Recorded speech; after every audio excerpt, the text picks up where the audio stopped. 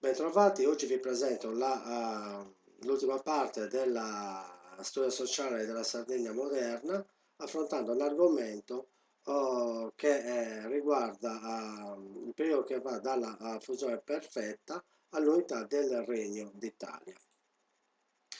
Rimarchiamo come nel giro di pochi anni nemmeno lo Statuto Albertino era riuscito a mutare la situazione negativa sarda e così, potremmo dire, prendeva vita quella che oggi conosciamo come la questione sarda. Dunque, la Sardegna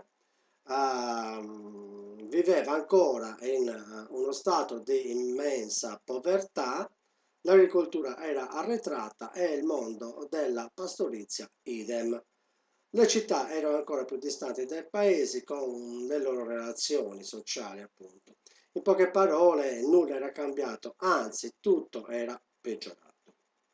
Nel 1848 veniva istituita la leva obbligatoria, la quale prendeva la forza lavoro giovanile a chi? All'agricoltura e alla pastorizia, creando sempre maggiori malumori e controversie all'interno della società di Sardegna.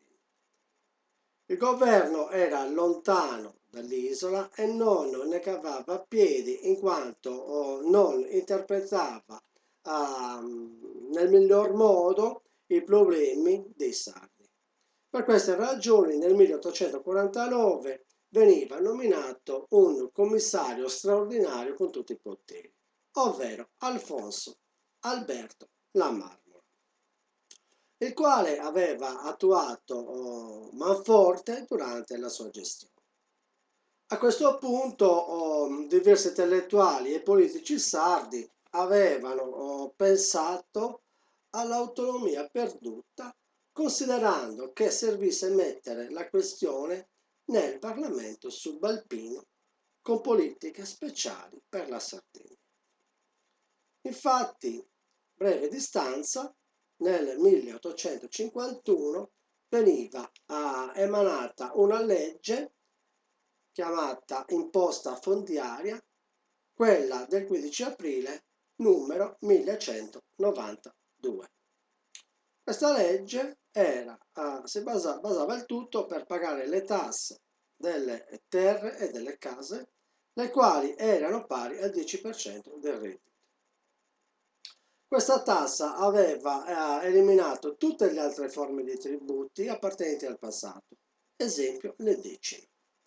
Nel 1858, mentre si avvicinava l'unità del Regno d'Italia, venivano eliminati gli ademprevili, ossia l'uso comune delle terre non lavorate e aperte del demanio, dei baroni e dei comuni, e anche quelle private in verità, in cui si poteva tagliare legna, pascolare, seminare, utilizzare le acque gratuitamente, in quanto non erano utilizzate dai proprietari citati prima.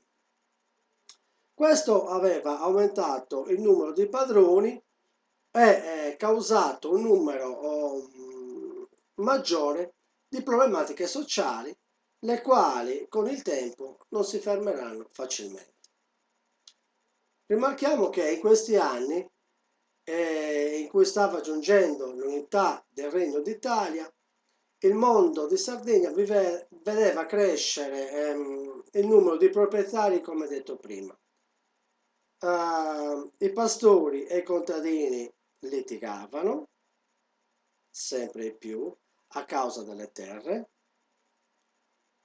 e ormai i piemontesi stavano disboscando la terra senza limiti.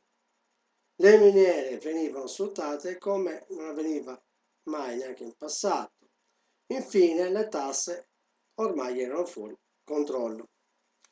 Nel 1859 si narra che Cavour volesse dare la Sardegna alla Francia in cambio dei terreni continentali in modo tale da ingrandire i loro possessi in terraferma.